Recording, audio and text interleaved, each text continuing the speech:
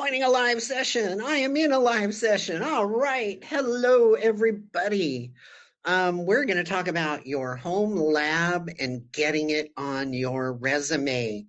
I do a lot of interviews and I've been doing a lot of interviews in my career.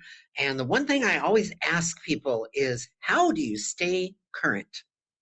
And, a lot of times people will simply say, oh, I'm in a Twitter thread or I'm in a subreddit or whatever. I say, really? You don't have, anything, um, I don't know, a lab of some sort? Well, let's talk about that. Okay. This is who I am. I think some people came from my threat modeling chat just a few minutes ago, but this is who I am. Yeah, I run besides Chicago. I do all kinds of fun things. I'm normally based out of Chicago. And honeypots and IoT type stuff, those are my favorite things. And yes, I'm a drummer. But I also love to cook. And just this last weekend, I put up a new spice rack in my kitchen. What do you think? Y'all like it? Okay. Ha ha ha. Anyway, okay, let's get serious. Disclaimer. I'm obsessed with home security lab equipment, honeypots, co-location facilities, and so on. If you want to have a life, probably maybe tone it down a bit. Your mileage may vary. I definitely guarantee that your mileage may vary. Why are we not here? Well, this isn't a demo of everything in my lab because my lab changes all the time. Okay. I'm not showing you all of my gear. I couldn't if I wanted to. I've got 35 Raspberry Pis scattered around my condo. It's a 1-bedroom condo, for God's sake. The number of little NUC mini computers and everything else that are scattered everywhere, I've lost count, and they change because the things I want to do change. And that should be the same for you as well. Okay. Also, Kubernetes, Kate's is fun, but I still see people that struggle with it. It's still new. And yes, it has been known to cause breakups because I've spent an entire weekend troubleshooting some crazy Kubernetes security issues that I wanted to understand more. And lo and behold, I had someone that said this was the last straw, and she broke up with me. But I was going to break up with her the following weekend anyway, so it didn't matter. Huh? Anyway, why are we here? Well, security is fun. Toys are fun.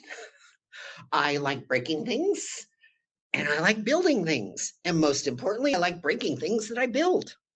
This happens all the time, and I learn a lot. And I'm going to show you how to do that. Learning never ends with me. If I stop learning, I'm dead. So yeah. Never mind. I was going to say so. Okay, some basics. Your lab. What should your lab consist of? Well, we want to virtualize as much as we can. Okay, that's going to be the one of the more important things. Okay, I use Proxmox. Your mileage may vary. You could use whatever you want. ESX, if you wanted to use ESX, if you want to use good old VirtualBox, that'll work in a lot of cases. Just get in the habit virtualizing. I've even virtualized Raspberry Pis. You can run ESXi on a Raspberry Pi. It has 4 cores. Why not? I know it's crazy, right? I tell people how many Raspberry Pis I have, and they go, wow, that's why there's a shortage. And sometimes I think maybe that's true. I'm up to 4 Raspberry Pi 5s now because I've found some fun things to do with them as well, too. I use OpenWRT. Why? Well, I've got a nifty little Raspberry Pi that I travel with a couple of antenna on it.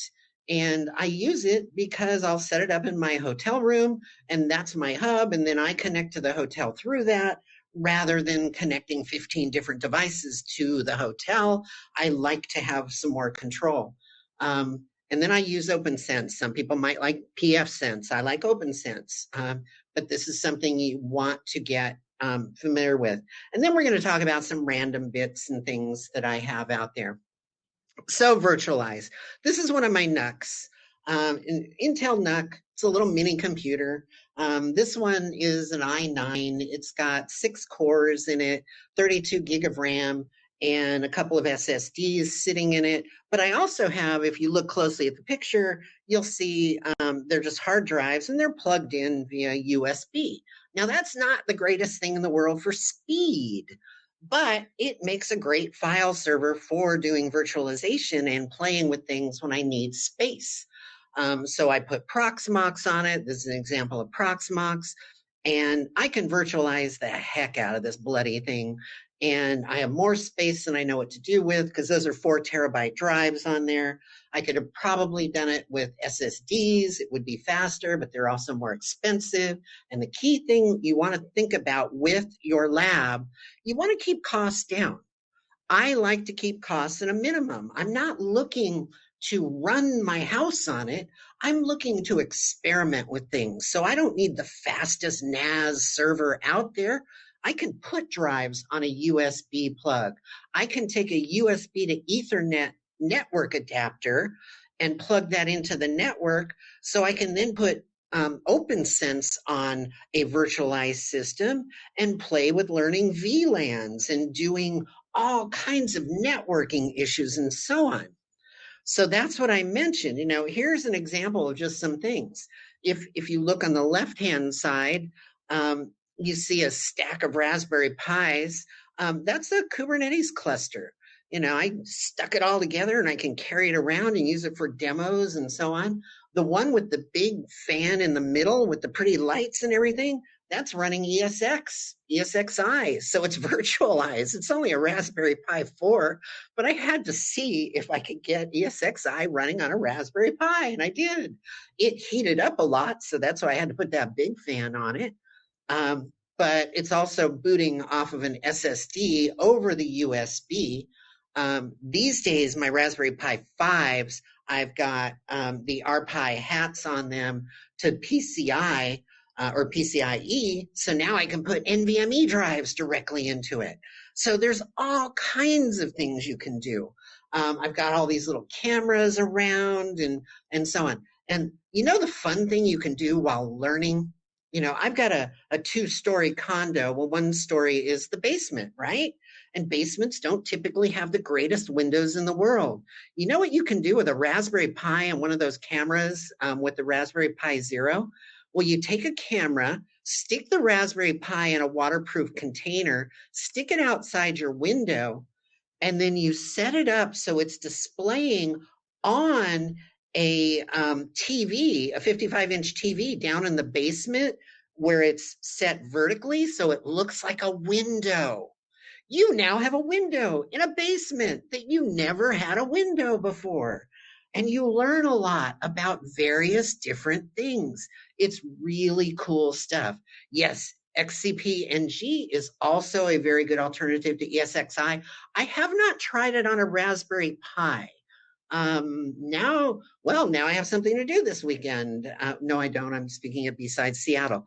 But that might be interesting to check out. Thanks for that comment. Here's some other examples. I go out and find these networking wireless APs and stuff, $5-10 on eBay.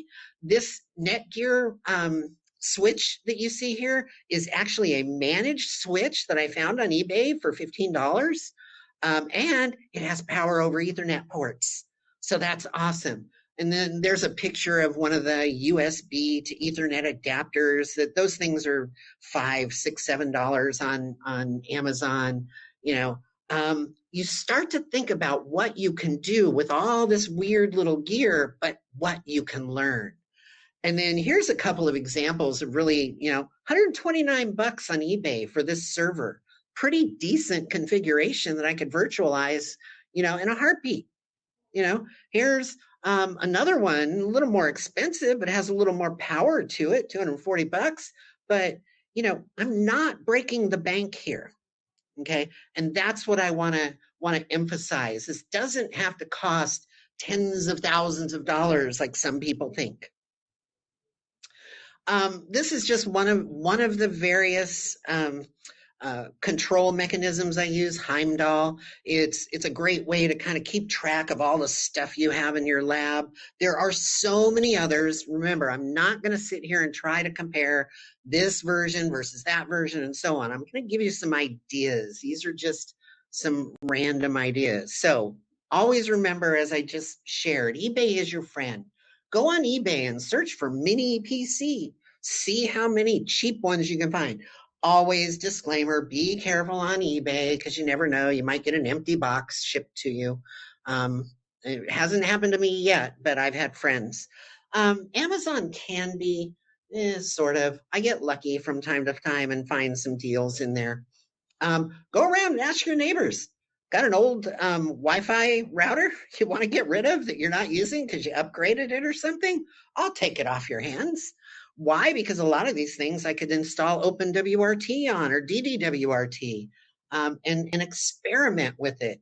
I have at least, if I were standing in my condo, it'd be easier and I could count around the room. But I want to say I think I have 7 wireless routers now running in my condo. And somebody might say, Kat, why would you have so many? Well, it's a very busy neighborhood of traffic walking by. And if I were to set up an AP that's advertising, a very well-known e-cid, something that might come out of a coffee shop or something like that, and then maybe put a honeypot on that same little network, it's amazing the kind of quick little traffic that you see. And then even from time to time, I'll see people stop and they'll be on their phone and they'll be doing something and they stop outside our building and they'll stand there for 20 minutes. And I got to believe they're probably trying to log into my guest network. You never know. Okay. So you think about this. And yes, somebody put home lab sales. That's a good one. They advertise a lot of good deals out there on that subreddit. Old desktops. I've got a couple of old laptops that the screen doesn't work anymore, but they boot and they've got i7s in them with 32 gig of RAM and I've swapped out the drives.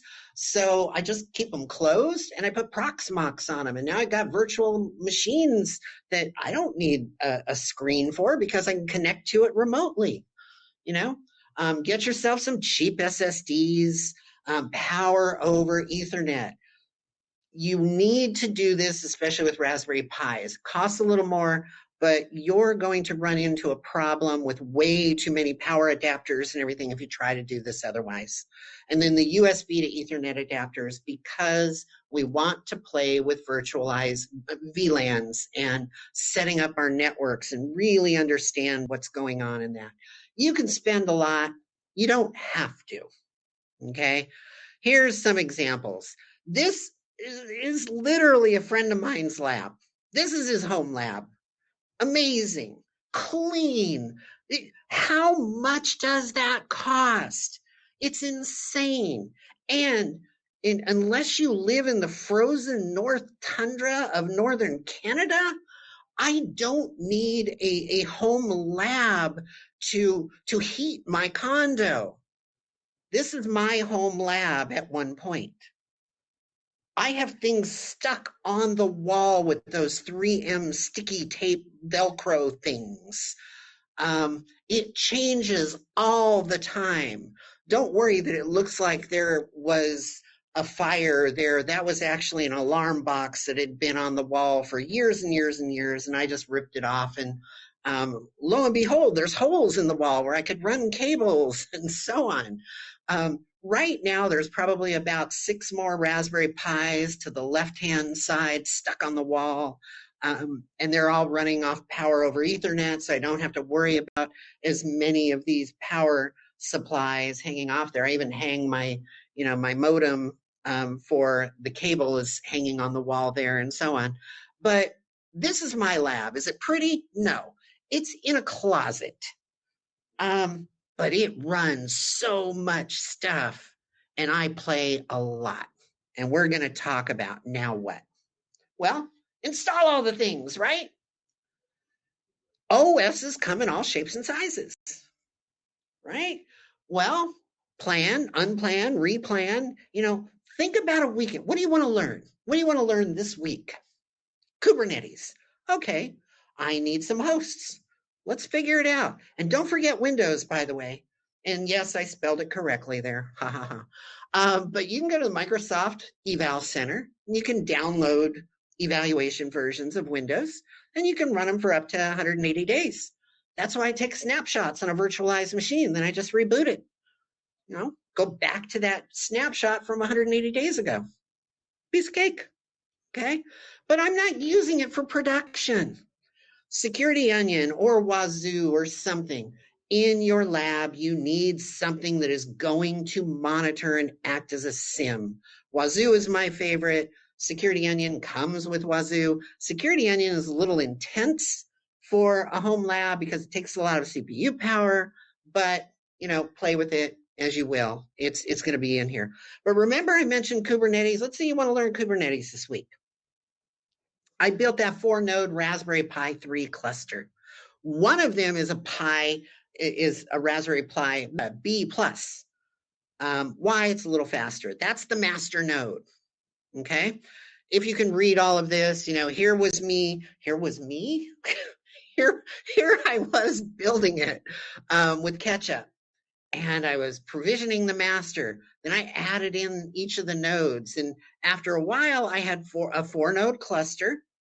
But you see, there's a problem. They're not all running the same version.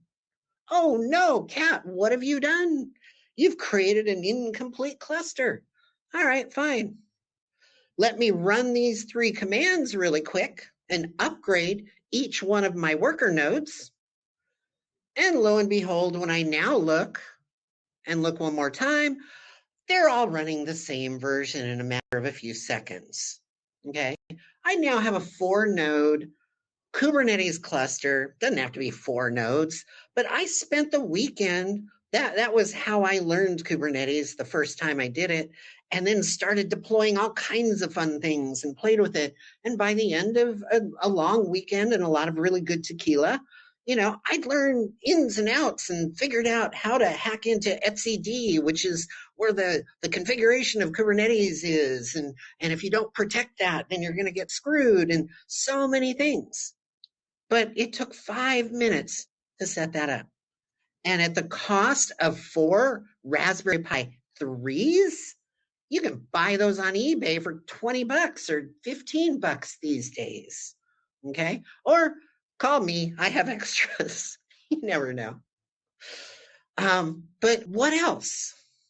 You have all this gear. You've gone to eBay. You've gotten some gear. You've virtualized it and so on. Well, I start maybe with VulnHub because I'm going to set up my honeypots and I'm going to get things that are attacked and so on. Well, I want to go out to VulnHub, create an account, and get set up there. Most of you have heard of Metasploit. Have you heard of Metasploitable? And there are 2 versions, Metasploitable. That's just that. What would that be on a Scrabble score? Anybody know? I don't know why. It's just a long word. I wonder if it would be a good one. No, probably not. There's no Z's in it or anything. But Metasploitable could be a fun one on a Scrabble board. Anyway, there's Metasploitable 2 and 3, and they are vulnerable. Set those up, and then we can, attack them and see what kind of things we can generate. Don't forget to put an agent like Wazoo on the host. That way you can see, what does an alert look like when one of these attacks is being run? Okay. How many of you remember Log4j a couple of years ago when Log4j hit at Christmas time and a lot of us ended up ruining our Christmas vacation, right? But I guarantee you, I had a Log4j host set up in my lab within hours of reading about it and started playing with some of the vulnerabilities to figure out, what could this cause? Okay. Another really cool one is Detection Lab, and I'm going to show that one in a second because it has a Proxmox deployment script.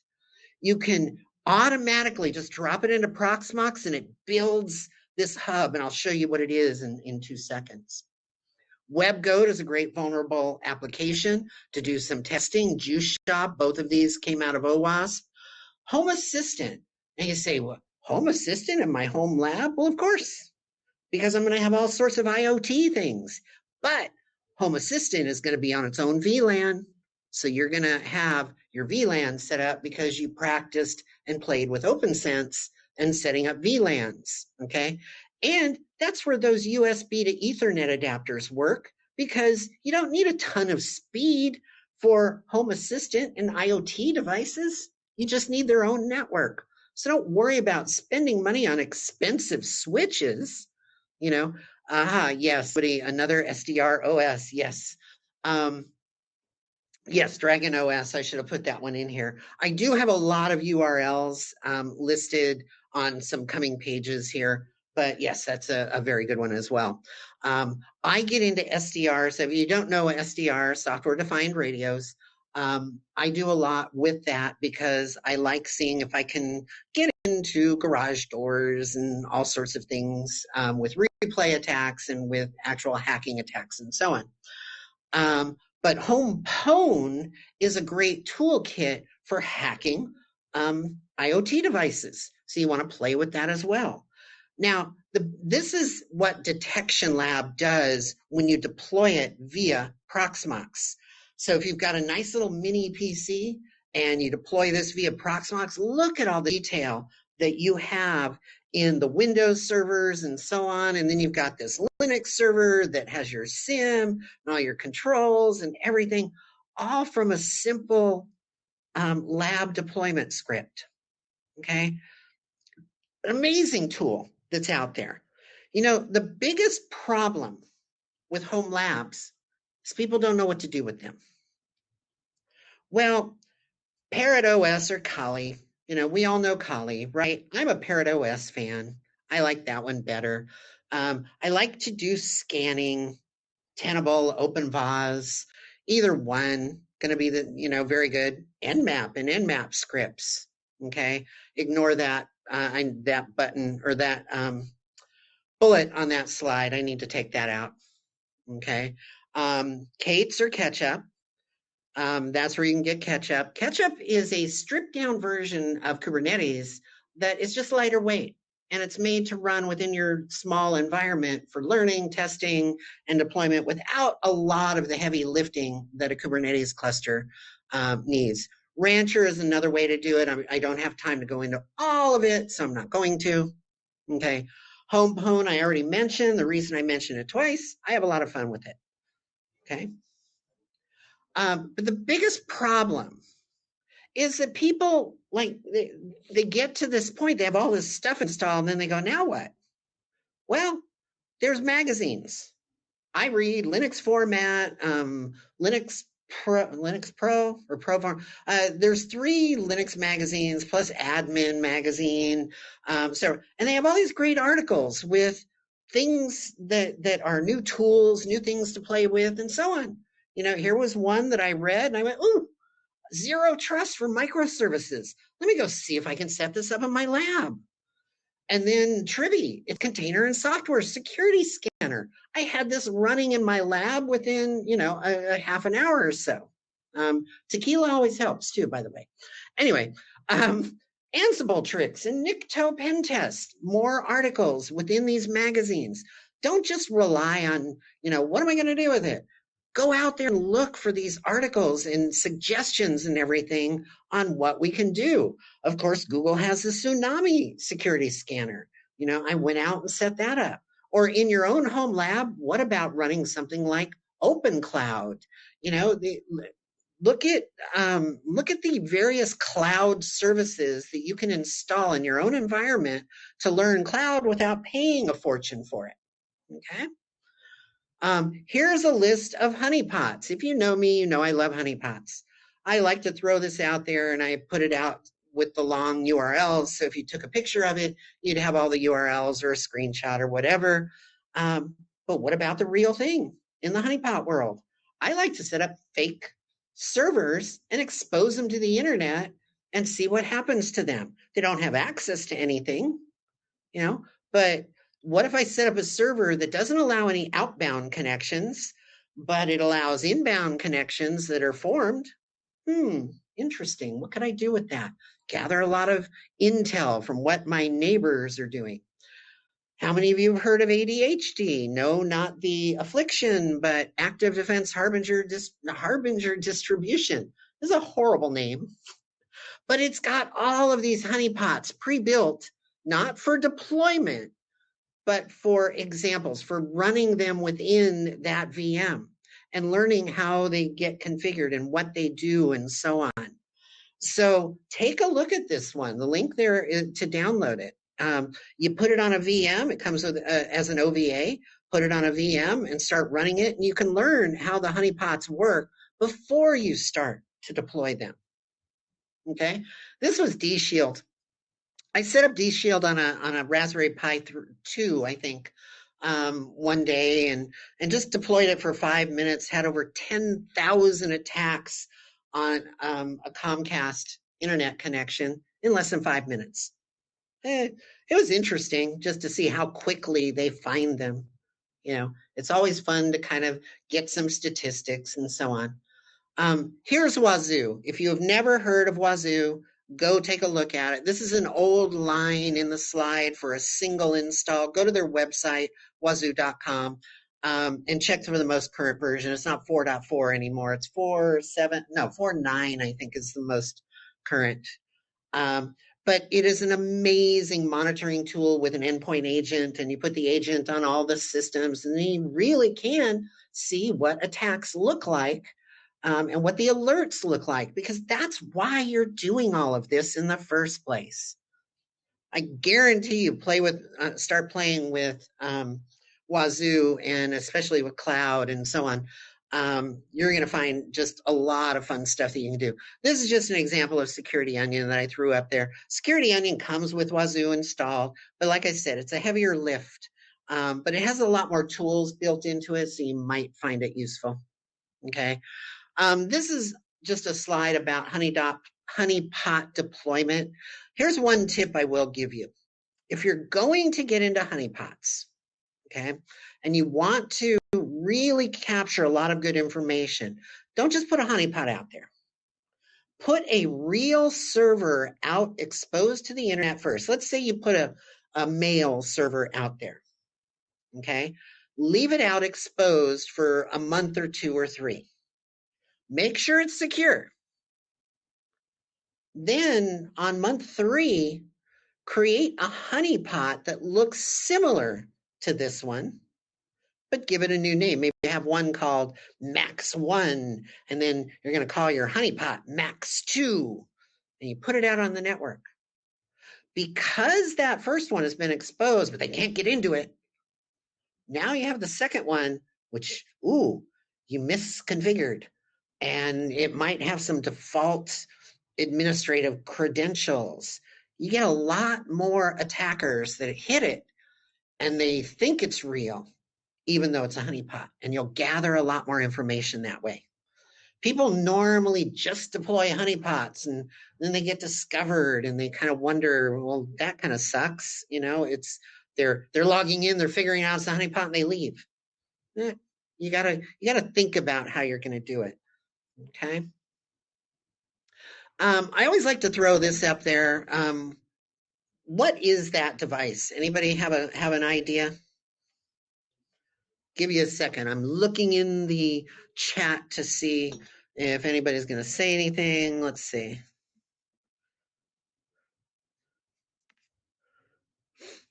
I know there's a delay, so I'll just wait for a second. What kind of device do you all think that is?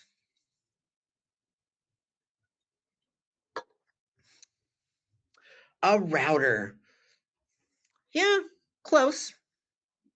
I mean, a lot of people would think that. Nah, I'll go ahead and tell you in the interest of time. Okay. Yeah, Asus. It looks pretty good. If you go look up an Asus 5300, you'll see it's a pretty hefty router. But no, it's a Raspberry Pi. It's a Raspberry Pi, and I got an AC 5300 off of eBay.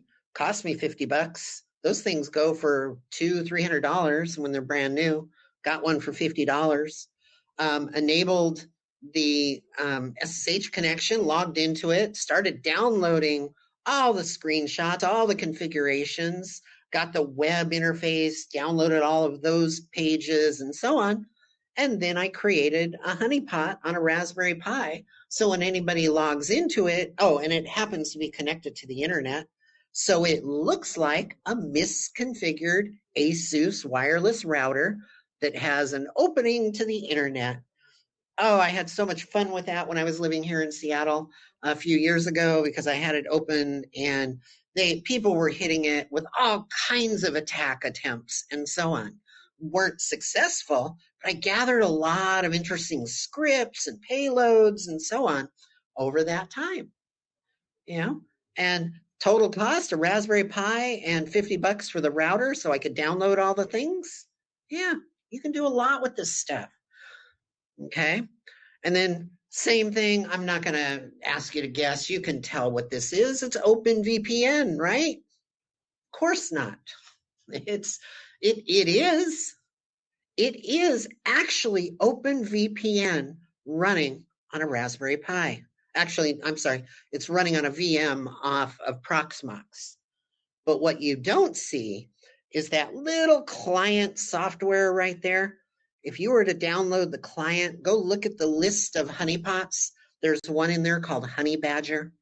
Honey Badger, if an attacker runs it on their system, thinking it's the client for OpenConnect or OpenVPN, will actually send back to me a pretty darn close estimate of their actual geolocation. Okay. So yeah, it's very simple. It's still an open VPN server. It just doesn't function as one because the software you're downloading is Honey Badger. Okay. What's the point of all this? I say, get this stuff on your resume. The reason you want to get it on your resume is every single time, as I mentioned in the very beginning, when I do interviews and I ask people, how do you stay current? The one group that just says, well, I read a couple of blogs or a couple of subscriptions to things and so on. Yeah, really? Okay. Next. Seriously, next candidate. Because that's not somebody that goes the extra mile to learn, what all this stuff does. When XZ came out, the vulnerability in the open source libraries a couple weeks ago. Was it a couple weeks ago? Yeah, I was exploring that in my home lab. Of course I was. I'm single. Well, I'm dating, but I'm still, my partner understands. She knows I'm going to do this stuff from time to time, and it is going to take it away. But if you put a paragraph at the top of your resume that says, well, I'm active with my home lab. When Log4j came out, I did some research and I blogged about it. Or when Move It came out or hit, I did some research and blogged about it. I don't care if people read your blog. If you put this stuff down, that you have a blog, that you've researched, that you learned, last week I decided to go learn Kubernetes and figure out how to do Kubernetes security and monitoring with an endpoint agent of a Kubernetes container. My God, you put things like that on your resume, but you don't have 10 years of experience in security, I will be looking at that resume much more quickly than I will look at the resume that just tells me I have a master's in cybersecurity. Because I want that person that goes that extra mile, that is driven to learn. I'm driven to learn every single day. So to me, it's playtime. It really is. I get bored. There's on TV or at the movies or my girlfriend's working, whatever it is, playtime for me, The beauty of virtualization, I mean, I can take snapshots of things. So if I break something, I just reinstall the snapshot. The biggest mistake you can make is you forget to take a snapshot first. Configure all the software, and then before you attack it, get the snapshot. That way, when you attack it and it breaks and something doesn't work anymore, you restore the snapshot. Okay. And don't forget about containers. Proxmox and several of the others have an ability to launch a direct container. It's not within Kubernetes directly, it's just launching a Docker container. But what a great way to do some security and understand containers. Why is that important? I actually had somebody, a question I ask from time to time, and you need to stop and think about this one as well. During an interview process, I might ask, here we have a VM, a virtual machine. Here we have a container, either Docker within Kubernetes or something like that. I have a vulnerable application. Would you deploy that vulnerable application on the VM or in the container? And I have had candidates actually say to me, oh, I would deploy it in the container immediately. Okay, why? And they've actually said because the container will get rid of all the vulnerabilities in the application. What? And it's not just one person that ever said that to me. It's multiple candidates that have said this to me. This makes me wonder, are these people actually studying and learning about this stuff for real, or are they just reading about stuff and not actually playing with it? Okay. I guarantee you, put this stuff on your resume. It's going to make a world of difference. There's no right or wrong in your home lab. Like I said, your home lab doesn't have to heat your place. It doesn't have to cost the national debt or a mortgage payment or a rent payment. Start small and then build it out. Go get some of these cheap eBay $100 servers or $50 servers and so on. Start small, build on it, break it, build it, break it again. Can't tell you how many times I should put Adam to this presentation. I have a picture of a laptop that I fried once. It actually caught on fire. I probably shouldn't mention this. I was trying to rewire a couple of breadboards with this laptop that wasn't working anymore. Well, it was sort of working. The screen wouldn't work. And I was trying to do some stuff with it. And I was sitting out on my deck. Luckily, I was outside. And I rewired it. When I connected it back up, kind of sparked and caught on fire. Luckily, I had a fire extinguisher, put the thing out. I did learn some stuff that day. I learned about different connections and checking various things. All machines are smoke machines if operating wrongly enough. Yes, this is true. So yes, I've fried things, I've made mistakes and so on. But how else are you going to look or learn things? Be careful, of course. You can get sucked in, when Log4j hit, yes, I got sucked in for an entire weekend learning about that, studying it, figuring it out. It came in very important, especially in my job, because I was leading the team to help mitigate for Log4j. So it was critical that I understood what was going on with it and everything else. That's kind of where we are. I hope you all came away with this. I know we still have time, so I'll actually see if there are any questions. I'll make the slides available with all the URLs. But there's no end to what you can learn with your home lab. And if you want to reach out to me, email me if you want to get some wording on how to put a paragraph in your home lab. I will tell you one story. This happened about 2 years ago, just before, 4 years ago, sorry, just before COVID. I had somebody who had been to one of my talks, and she was just an IT admin. She was not in security. And she said she'd been trying to get a job in security for months and months and months, and no one would give her the chance because she didn't have any kind of experience in a SOC or analyst or anything. I said, well, what experience do you have?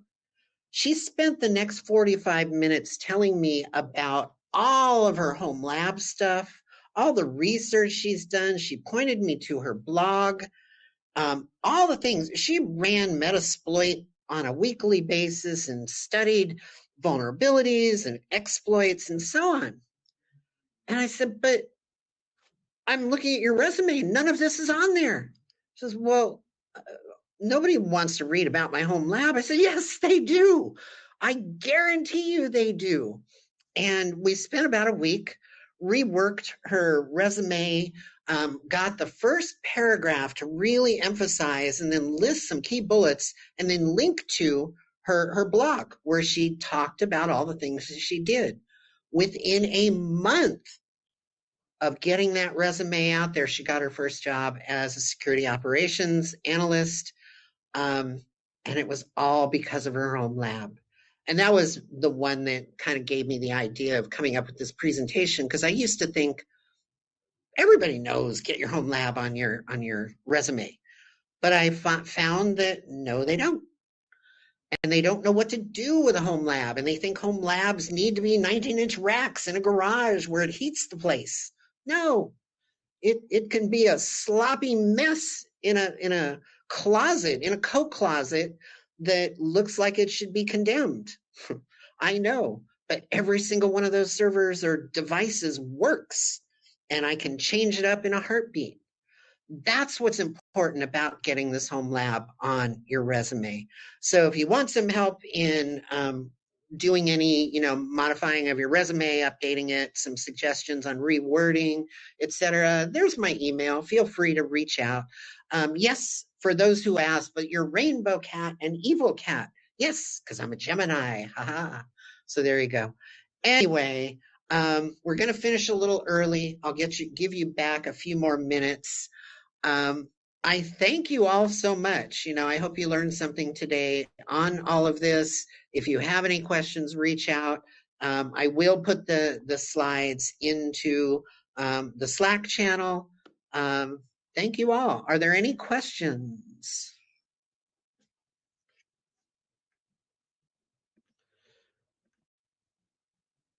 It looks like there's one question. Where do I see the questions? Do I see the question somewhere? Oh, they're asking to speak. Who? I can't. Can I control that? Go ahead and speak. I don't know. I can't control that. Can I?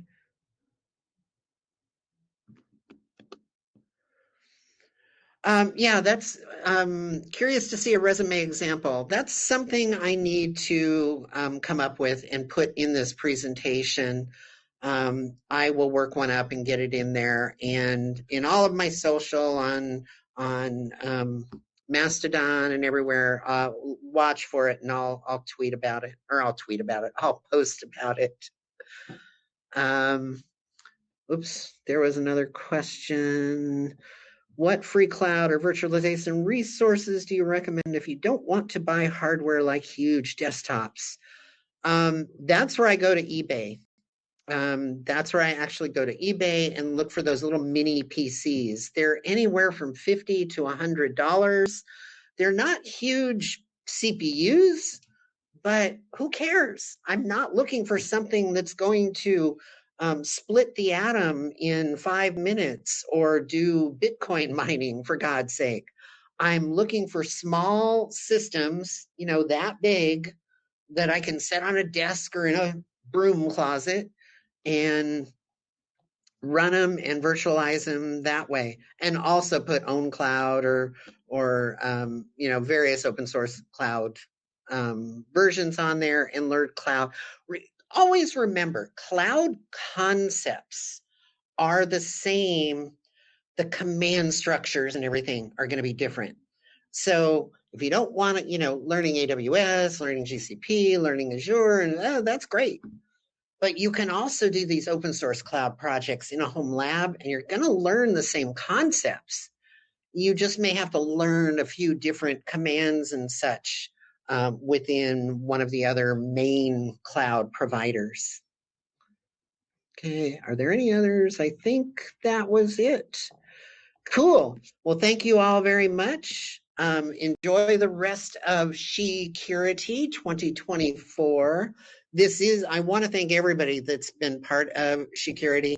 I presented here the last couple of years, and it is absolutely an amazing organization, and so many people working their tails off to give back to our community. So thank you to all the volunteers and everybody that has worked so hard to put on this 2-day, both virtual and in person conference.